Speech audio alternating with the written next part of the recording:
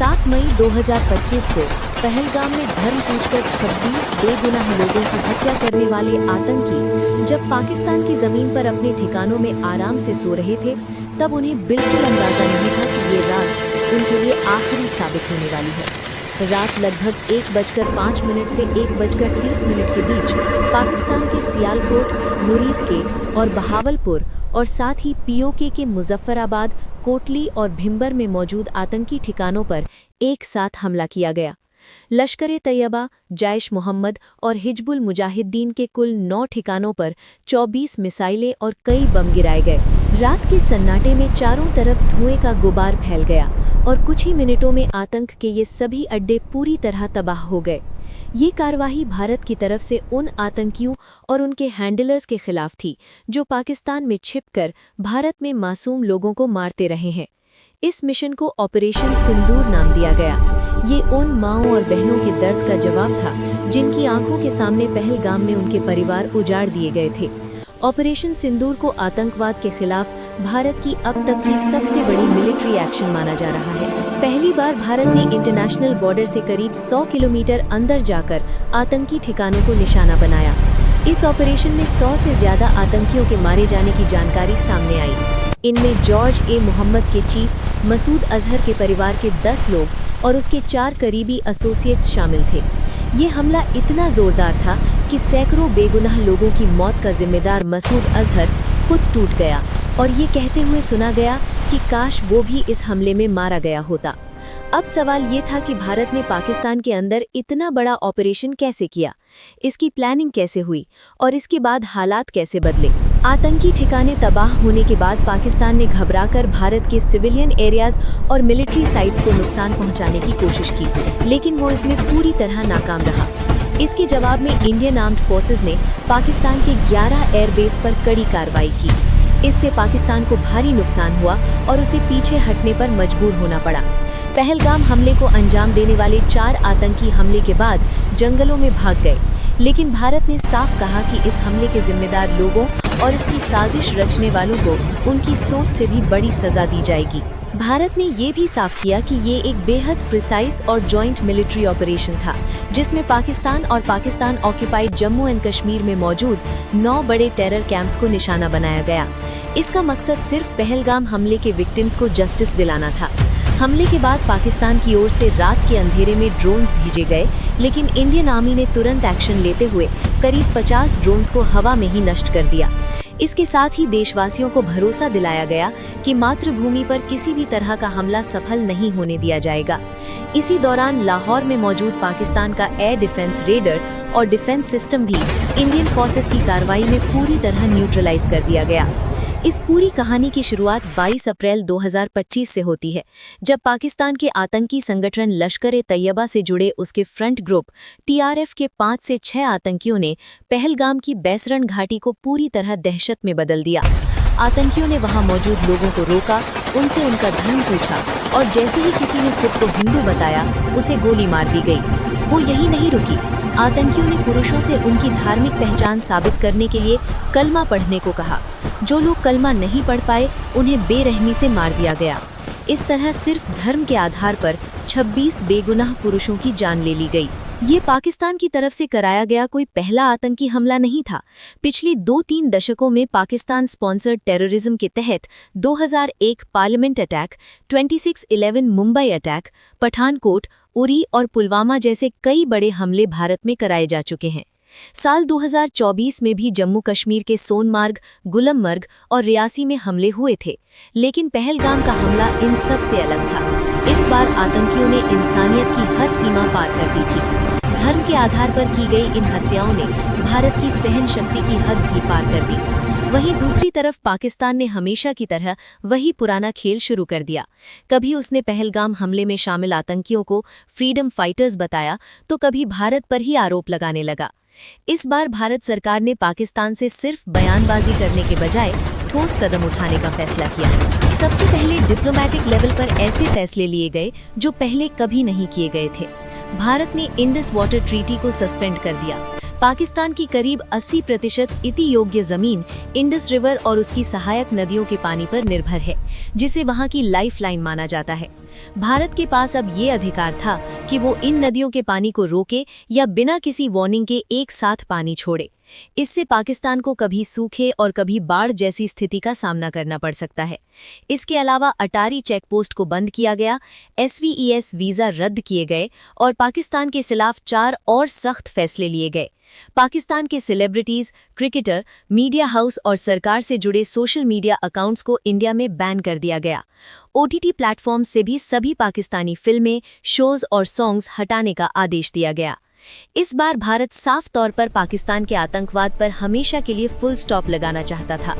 इसलिए एक तरफ जहां पाकिस्तान को इंटरनेशनल लेवल पर आइसोलेट करने के लिए डिप्लोमेटिक स्टेप्स उठाए जा रहे थे, वहीं दूसरी तरफ आतंकियों के खिलाफ मिलिट्री ऑपरेशन की प्लानिंग को लेकर हाई लेवल मीटिंग्स लगातार चल रही थीं। प्रधानमंत्री नरेंद्र मोदी पहले ही बिहार की एक जनसभा में साफ शब्दों में कह चुके थे कि इस हमले में शामिल आतंकियों और इसकी प्लानिंग करने वालों को उनकी कल्पना से भी कहीं बड़ी सजा दी जाएगी। 2016 में पूरी सर्जिकल स्ट्राइक और 2019 में बालाकोट एयर स्ट्राइक के बाद पाकिस्तान को अच्छी तरह समझ आ चुका था कि भारत जरूरत पड़ने पर सैन्य कार्रवाई करने से पीछे नहीं हटता। इसी डर की वजह से पहलगाम हमले के बाद पाकिस्तान को आशंका थी कि इस बार भी भारत जवाबी कार्रवाई करेगा। इसी बीच वो LOC पर लगातार फायरिंग करके माहौल बिगाड़ने की कोशिश करने लगा। उसका मकसद साफ था, तनाव बढ़ाकर विदेशी ताकतों का ध्यान खींचना, ताकि न्यूक्लियर वॉर का डर दिखाकर भारत पर दबाव बनाया जा सके और उसे किसी कार्रवाई से रोका जा सके। लेकिन भारत ने इन चालों की परवाह नहीं की। पहलगाम हमले के बाद भारत पूरी गंभीरता से आतंकियों के खिलाफ एक बड़े ऑपरेशन की तैयारी में जुट चुका था। 19 अप्रैल को दिल्ली में एक हाई लेवल मीटिंग हुई। इस मीटिंग में प्रधानमंत्री नरेंद्र मोदी, रक्षा मंत्री Rajnath Singh, national security advisor Ajit Doval, chief of defence staff general Anil Chauhan और तीनों सेनाओं के प्रमुख मौजूद थे। इस बैठक में प्रधानमंत्री मोदी ने साफ कहा कि आतंकवाद को खत्म करने के लिए सेनाएं जो जरूरी समझें वो कदम उठाएं। उन्हें पूरी छूट दी गई। इसके बाद भारतीय सेनाओं ने फैसला किया कि पाकिस्तान और पाकिस्तान के कब्जे वाले जम्मू एंड कश्मीर में मौजूद आतंकी ठिकानों पर एक बड़ी एयर स्ट्राइक की जाएगी। मकसद साफ था, उन ठिकानों को खत्म करना जहां बैठकर भारत पर हमलों की साजिश रची जाती थी और जहां आतंकियों को ट्रेनिंग दी जाती थी। इस काम में खुफिया एजेंसियां भी पूरी ताकत से जुट गईं। रॉ और NATRO ने पाकिस्तान और POK में मौजूद आतंकी ठिकानों की रियल टाइम जानकारी जुटानी शुरू कर दी। हर एजेंसी, हर अफसर अपना सबसे अच्छा देने में लगा हुआ था। सभी के मन में एक ही बात, पहलगाम हमले के दोषियों और उनके अड्डों को खत्म करना। ऑपरेशन से जुड़ी कोई भी जानकारी बाहर न जाए, इसके लिए पूरी गोपनीयता बढ़ती जा रही थी। बहुत कम समय में रॉ और NATRO ने कुल 21 आतंकी ठिकानों की पूरी जानकारी इकट्ठा कर ली और ये इनपुट्स प्लानिंग टीम को दे दिए गए। इन 21 में से 9 सबसे अहम और खतरनाक ठिकानों को चुना गया। यही वो जगहें थीं जहां से पुलवामा, 26/11 और पहलगाम जैसे बड़े हमलों की साजिश रची गई थी। इन 9 ठिकानों पर लगातार नजर रखी जाने लगी। उन्हें पूरी तरह सर्विलांस में रखा गया। NSA अजीत डोभाल ने इन 9 टारगेट्स को फाइनल किया और 5 मई तक पूरे ऑपरेशन का ब्लूप्रिंट तैयार कर लिया। इसके बाद उन्होंने प्रधानमंत्री मोदी से मिलकर ऑपरेशन की मंजूरी मांगी। प्रधानमंत्री मोदी ने बिना देर किए इन 9 आतंकी ठिकानों पर कार्रवाई की मंजूरी दे दी। पहलगाम में आतंकियों ने हिंदू महिलाओं का सुहाग उजाड़ा था।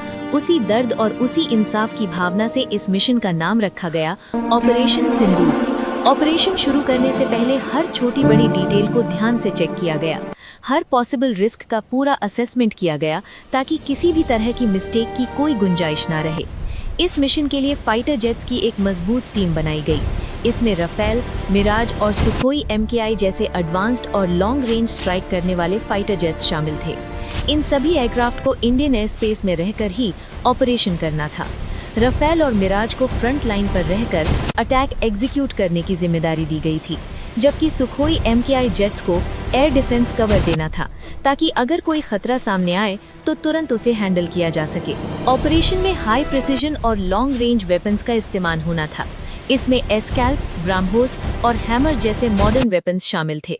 एस्कैल्प एक क्रूज मिसाइल है जो करीब 550 किलोमीटर दूर मौजूद टारगेट को पिन पॉइंट एक्यूरेसी के साथ डिस्ट्रॉय कर सकती है। ये बहुत लो एल्टीट्यूड पर उड़ती है, जिससे एनिमी रेडर इसे डिटेक्ट नहीं कर पाते। ब्राह्मोस एक सुपरसोनिक क्रूज मिसाइल है जिसे इंडिया और रशिया ने मिलकर डेवलप किया है। इसे लैंड, सी या एयर किसी भी प्लेटफॉर्म से लॉन्च किया जा सकता है। इसकी स्पीड साउंड से करीब 3 गुना ज्यादा होती है और ये 500 किलोमीटर तक पहुंच जाती है। इसके अलावा फ्रांस की टेक्नोलॉजी से बना हैमर बम भी इस्तेमाल किया जाना था। ये बम 250 से 1000 किलो तक का पेलोड ले जा सकता है और बिना जीपीएस सिग्नल के भी करीब 70 किलोमीटर दूर के टारगेट को पूरी तरह डिस्ट्रॉय कर सकता है। ऑपरेशन में स्पाइस 2000 बम का इस्तेमाल भी तय था। इस मिशन में कामिकाजी ड्रोन्स भी एक बहुत अहम रोल निभा रहे थे। ऑपरेशन से पहले ये ड्रोन्स एनिमी टेरिटरी में घुसकर लगातार सर्विलांस कर रहे थे। इससे ऑपरेशन टीम को रियल टाइम और एक्यूरेट इनपुट्स मिल रहे थे ताकि किसी भी तरह की गलती ना हो। इंडिया ने जिन 9 सबसे इम्पोर्टेंट टेररिस्ट टारगेट्स को चुना था, उनमें से 5 टारगेट्स पीओके में एलओसी से सिर्फ कुछ किलोमीटर की दूरी पर थे। बाकी 4 टारगेट्स पाकिस्तान के अंदर इंटरनेशनल बॉर्डर से 6 किलोमीटर से लेकर करीब 100 किलोमीटर तक भीतर मौजूद थे। इंडियन एयरफोर्स के साथ साथ इंडियन आर्मी और इंडियन नेवी को भी स्टैंड बाय पर रखा गया था, ताकि ऑपरेशन के बाद अगर लैंड या सी पर कोई कॉन्फ्लिक्ट होता है तो तुरंत जवाब दिया जा सके। 6 और 7 मई की दरमियानी रात रफाल, सुखोई एमकेआई और मिराज फाइटर जेट्स मिसाइल्स और बॉम्ब से लैस होकर इंडियन बॉर्डर के अंदर ही अपने अपने टारगेट से सेफ डिस्टेंस पर पोजीशन ले चुके थे। रात का अंधेरा फैला हुआ था, चारों तरफ कंप्लीट साइलेंस थी। पीओके और पाकिस्तान में बैठे आतंकवादी जो कुछ दिन पहले इंडिया के मासूम लोगों की जान ले चुके थे, बेखबर होकर सो रहे थे। उन्हें बिल्कुल भी अंदाजा नहीं था कि ये रात उनके लिए आखिरी साबित होने वाली है। रात की 1 बजे के बाद जब चारों तरफ पूरी तरह सन्नाटा था, उसी वक्त भारत की तरफ से पहला हमला शुरू हुआ। सबसे पहले पीओके की राजधानी मुजफ्फराबाद में मौजूद लश्कर-ए-तैयबा के सवाई नाला ट्रेनिंग कैंप को निशाना बनाया गया। यही वो जगह थी जहां ट्रेनिंग लेकर आए आतंकियों ने 2024 में सोनमर्ग और गुलमर्ग में और 22 अप्रैल 2025 को पहलगाम में भारत के निर्दोष लोगों की जान ली थी। जैसे ही सर्वेलेंस ड्रोन से ग्रीन सिग्नल मिला, इंडियन फाइटर जेट्स ने मिसाइल्स और बॉम्ब्स दागने शुरू कर दिए। कुछ ही सेकंड में सवाई नाला कैंप की इमारतें आग के गोले में बदल गईं। चारों तरफ तेज धमाकों की आवाज़ गूंज उठी और आसमान काले धुएं से भर गया। कई आतंकवादी वहीं मारे गए और जो बचने की कोशिश कर रहे थे, वे गिरती इमारतों के मलबे में दब गए। इसके बाद अगला टारगेट पीओके के मुजफ्फराबाद में ही एलओसी से करीब 15 किलोमीटर दूर मौजूद जैश-ए-मोहम्मद का सैयदना बिलाल कैंप था। ये जैश का रहने का और ट्रेनिंग एरिया था, जहां नए रिक्रूट्स को हथियार चलाना, एक्सप्लोजिव्स बनाना और फिदाइन अटैक्स की ट्रेनिंग दी जाती थी। तीसरा टारगेट एलओसी से करीब 30 किलोमीटर दूर पीओके के कोटली इलाके में मौजूद लश्कर-ए-तैयबा का गुलपुर कैंप था। इन दोनों कैंप्स पर भी हमला कर दिया गया। इसी कैंप से ट्रेनिंग लेकर आए आतंकियों ने अप्रैल 2023 और जून 2024 में पुंछ में तीर्थयात्रियों से भरी बसों पर हमला किया था। सैयदना बिलाल कैंप और गुलपुर कैंप पर मिसाइल्स और बॉम्ब्स की लगातार बारिश होने लगी। इस पूरे वक्त प्रधानमंत्री नरेंद्र मोदी लगातार एनएसए अजीत डोभाल के संपर्क में थे और ऑपरेशन की हर अपडेट ले रहे थे। इसके बाद इंडियन फाइटर जेट्स का अगला निशाना भी पीओके के इलाके में लश्कर-ए-तैयबा का बरनाला कैंप और कोटली में जैश-ए-मोहम्मद का अब्बास कैंप बना। बरनाला कैंप में लश्कर अपने आतंकियों को हथियार चलाना, फेक आईडीज बनाना और जंगल में सर्वाइव करने की ट्रेनिंग देता था। वहीं अब्बास कैंप, जिसकी कैपेसिटी करीब 15 टेररिस्ट्स की थी, वो जैश-ए-मोहम्मद फिदाइन तैयार करता था। जैसे ही फाइनल क्लियरेंस मिला, एक के बाद एक कई मिसाइल्स आसमान से गिरी और दोनों आतंकी ठिकाने पूरी तरह तबाह हो गए। उसी दौरान Indian fighter jets Indian air space में रहते हुए पाकिस्तान के अंदर भी जैश-ए-मोहम्मद, लश्कर-ए-तैयबा और हिजबुल मुजाहिदीन के कई ठिकानों को निशाना बना रहे थे। ऑपरेशन पूरी प्लानिंग, स्पीड और एक्यूरेसी के साथ अपने अगले फेज की ओर बढ़ चुका था। पाकिस्तान के अंदर भारत का पहला टारगेट सियालकोट में मौजूद जैश-ए-मोहम्मद का सरजाल कैंप था। इसी कैंप में मार्च 2025 में जम्मू कश्मीर में 4 इंडियन सोल्जर्स की हत्या में शामिल आतंकियों को तैयार किया गया था। इसी इलाके में हिजबुल मुजाहिदीन का महमूना जोया कैंप भी मौजूद था, जहां पठानकोट एयरबेस अटैक की प्लानिंग की गई थी। इंडियन एयर स्पेस में रहते हुए फाइटर जेट्स ने सियालकोट के इन दोनों टेरर कैंप्स पर मिसाइल्स और बॉम्ब्स दागे। हथियार अपने तय किए गए टारगेट्स पर जाकर इतने जोर से फटे कि कुछ ही पलों में दोनों कैंप्स मलबे में बदल गए। इसके बाद इंडियन फाइटर जेट्स ने बॉर्डर से करीब 18 से 25 किलोमीटर दूर मुरीदके में मौजूद लश्कर-ए-तैयबा के सबसे बड़े अड्डे मरकाजी तैयबा कैंप को निशाना बनाया। ये वही जगह थी जहां 1990 से आतंक की जड़ें मजबूत की जा रही थी। यहीं 2008 के मुंबई अटैक के लिए अजमल कस्साब और उसके साथियों को ट्रेनिंग दी गई थी। डेविड हेडली और तहावुर राना जैसे कॉन्स्पिरेटर्स को भी यहीं तैयार किया गया था। जब इस कैंप के एग्जैक्ट कोऑर्डिनेट्स सामने आए तो ऑपरेशन से जुड़े जवानों के अंदर सालों से जमा गुस्सा और दर्द और ज्यादा तेज हो गया। ये सिर्फ एक टारगेट नहीं था, बल्कि उन लोगों का ठिकाना था जिन्होंने पूरे देश को दहला दिया था। बिना समय गंवाए मिसाइल्स और बॉम्ब्स ने पाकिस्तान एयर डिफेंस रेडार से बचते हुए मरकाजी तैयबा पर हमला किया। जोरदार धमाकों से जमीन कांप उठी, आसमान गूंज गया और कुछ ही पलों में आतंक का ये किला पूरी तरह ढह गया। इन हमलों के साथ भारत पाकिस्तान में चल रहे 8 बड़े आतंकी ठिकानों को खत्म कर चुका था, लेकिन अभी एक सबसे बड़ा और खतरनाक अड्डा बाकी था। ये जाइश-ए-मोहम्मद का मेन स्ट्रॉन्ग होल्ड था, जो बॉर्डर से करीब 100 किलोमीटर दूर पाकिस्तान के पंजाब प्रांत के बहावलपुर में मौजूद था। इस कैंप का नाम था मरकाज़-ए-सुभान-अल्लाह, जो जाइश-ए-मोहम्मद का हेडक्वार्टर था। यही वो जगह थी जहां जाइश का चीफ मौलाना मसूद अजहर पैदा हुआ था और यहीं से उसने अपनी टेरर ऑर्गेनाइजेशन की नींव रखी थी। इसी ठिकाने से 2001 parliament attack, Jammu Kashmir assembly attack, 2016 Pathankot airbase attack और 2019 पुलवामा अटैक की प्लानिंग की गई थी। इन हमलों में मारे गए लोगों को सच्ची श्रद्धांजलि देने के लिए इंडिया ने इस टेरर हब पर ब्रह्मोस मिसाइल दागी। कुछ ही मिनट में जाइश के हेडक्वार्टर की इमारतें पूरी तरह तबाह हो गई। इस हमले में मसूद अजहर के कई रिश्तेदार और जाइश के टॉप कमांडर्स मारे गए। रात करीब 1:05 पर शुरू हुआ ये ऑपरेशन सिर्फ 25 मिनट में खत्म हो गया। इस दौरान आतंक के कुल 9 बड़े ठिकाने पूरी तरह नष्ट कर दिए गए और 100 से ज्यादा आतंकवादी मारे गए। इस ऑपरेशन में मसूद अजहर का भाई और इंडियन एयरलाइंस IC-814 हाईजैकिंग का मास्टरमाइंड अब्दुल रऊफ अजहर भी मारा गया। इसके अलावा उसके 2 साले और जाइश के सीनियर कमांडर्स मोहम्मद यूसुफ अजार और हफीज मोहम्मद जमील भी इस हमले में ढेर हो गए। इसके अलावा लश्कर-ए-तैयबा के 2 बड़े कमांडर खालिद और मुदस्सर खादियान खास भी मारे गए। भारत के ऑपरेशन सिंदूर का असर इतना गहरा था कि मसूद अजहर पूरी तरह टूट गया। इस हमले में उसके 10 रिश्तेदार और 4 करीबी लोग मारे गए। हालात ऐसे हो गए कि उसने ये तक कह दिया कि काश वो भी उनके साथ मारा गया होता। इस पूरे घटनाक्रम में एक खास बात ये रही कि भारत के ऑपरेशन से करीब 3 घंटे पहले पाकिस्तानी वायुसेना ने सोशल मीडिया प्लेटफॉर्म एक्स पर भारत का मजाक उड़ाते हुए एक पोस्ट डाली थी।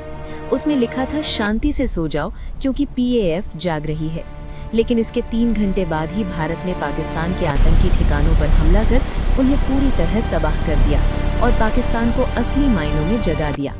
ऑपरेशन की सफलता के कुछ ही घंटों बाद 7 मई की दोपहर को भारत सरकार ने एक प्रेस कॉन्फ्रेंस की। इस मंच पर फॉरेन सेक्रेटरी विक्रम मिश्री, We are here to provide a detailed update on the current situation. The measures being taken are in line with our strategic priorities. Sofiya Qureshi मौजूद थीं। We are committed to transparency and readiness. बल्कि आतंकवाद के खिलाफ भारत का एक मजबूत और प्रतीकात्मक संदेश था। ये संदेश उन आतंकियों के लिए था जिन्होंने पहलगाम में लोगों से उनका धर्म पूछकर उन्हें मारा था और उनकी महिलाओं से कहा था कि जाकर सरकार को बता देना। उसी सोच को जवाब देने के लिए एक हिंदू और एक मुस्लिम महिला अधिकारी को सामने We लाया are committed to गया। इससे भारत transparency ने and साफ दिखा readiness. दिया कि वो धर्म के आधार पर बंटा हुआ देश नहीं है, बल्कि एकजुट राष्ट्र है।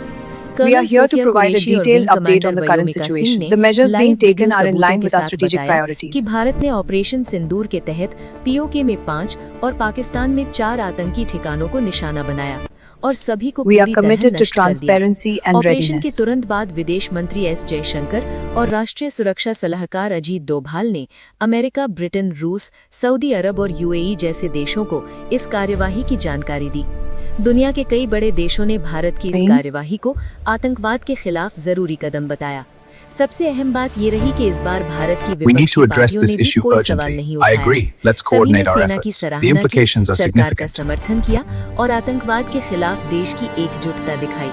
इसके बाद पाकिस्तान के रक्षा मंत्री ख्वाजा आसिफ ने बयान दिया कि अगर भारत हमले रोक देता है तो पाकिस्तान भी कोई जवाबी कार्रवाई नहीं करेगा।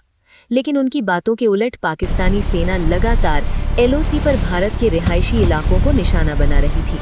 पाकिस्तान की ओर से सबसे ज्यादा गोलीबारी पुंछ इलाके में हुई। इस फायरिंग में 12 बेगुनाह लोगों की मौत हो गई, जिनमें 4 छोटे बच्चे भी शामिल थे। इसी हमले में भारतीय सेना के लांस नायक दिनेश कुमार भी शहीद हो गए।